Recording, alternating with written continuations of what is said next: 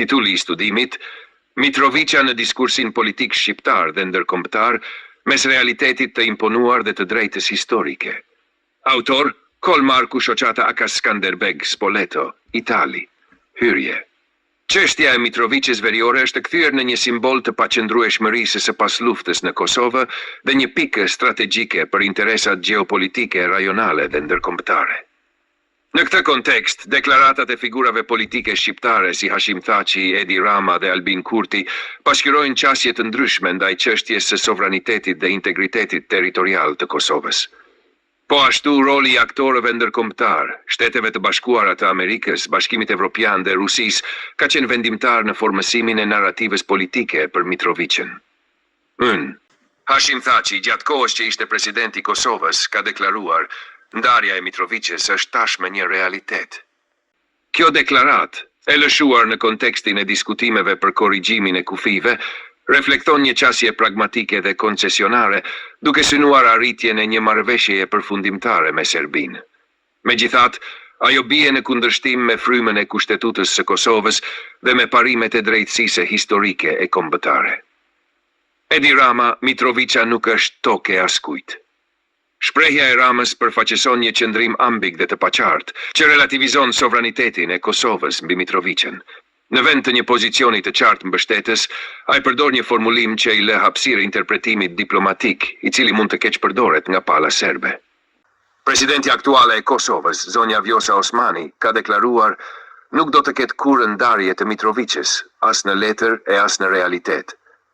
Mitrovica dhe gjithë veriu do të mbetet brenda territorit të shtetit tonë. Këto deklarata pasqyrojnë angazhimin e saj për ruajtjen e integritetit territorial të Kosovës dhe kundërshtimin e çdo ideje për ndarjen e Mitrovicës. Presidentja konfirmon pozicionin kushtetues të shtetit, sipas të cilit territori I Kosovës është I pandashëm dhe çdo përpjekje për ndarje bie ndesh me ligjin themelor të vendit. Dë mesazh për bashkësinë ndërkombëtare dhe Serbinë. Me këtë deklarat, Osmani refuzon përfshirjen e ndarjes territoriale në tryezën e dialogut me Serbinë, duke e konsideruar atë një vije të kuqe për sovranitetin e Kosovës. Është një sinjal I fortë për aleatët ndërkombëtar se çështja e veriut nuk mund të zgjidhet me kompromise të dhimbshme territoriale. Pozicioni I presidentes Osmani është shumë I qartë dhe I vendosur, dhe së bashku me kryeministrin Kurti janë shumë të prerë dhe të vendosur në qëndrimin e tyre për pamundësinë e ndarjes së Mitrovicës. Albin Kurti: nuk ka ndarje, nuk ka shkëmbim territoresh. Veriu është Kosova. Qëndrimi I Kurtit është më I qarti dhe më konform Kushtetutës së Republikës së Kosovës dhe aspiratës për një shtet sovran e të pandashëm. Kurti përfaqëson një qasje rezistuese ndaj presioneve ndërkombëtare për ndarje territoriale, duke afirmuar se veriu përfshir Mitrovicën është pjesë integrale e Kosovës. Qëndrimi I SBA-së. Shtetet e Bashkuara kanë qenë tradicionalisht mbështetësi më I fuqishëm I pavarësisë dhe integritetit territorial të Kosovës. Megjithatë, gjatë administratës së Trump, 2021, u tolerua një diskutim publik për shkëmbim territoresh. Pas vitit 2021, në administratën Biden, qëndrimi është rikonfirmuar në favor të ruajtjes së kufive aktual të Kosovës. Qëndrimi I administratës Trump. Pas rikthimit në pushtet në janar 2025, administrata e presidentit Donald Trump ka adoptuar një qasje më transaksionale dhe të orientuar drejt arritjes së marrëveshjeve të shpejta në politikën e jashtme. Në kontekstin e dialogut Kosovë-Serbi, kjo qasje është manifestuar në ushtrimin e presionit mbi qeverinë e Kosovës për të bërë lëshime të konsiderueshme për fshirë diskutimin e mundësisë së ndryshimeve territoriale. Kritikat publike të zyrtarëve amerikanë ndaj udhëheqjes së Kosovës, si dhe spekulimet për tërheqjen e trupave amerikane nga baza ushtarake në Kosovë, kanë krijuar një klim pasigurie dhe presioni të shtuar mbi institucionet kosovare. Kjo situatë kërkon një reagim të koordinuar dhe të vendosur nga ana e institucioneve të Kosovës dhe aktorëve të tjerë relevant për të mbrojtur integritetin territorial dhe sovranitetin e vendit. Qëndrimi I Bashkimit Evropian B ka mbajtur një qëndrim më të paqartë, duke nxitur dialogun Kosovë-Serbi pa përjashtuar paraprakisht asnjë opsion.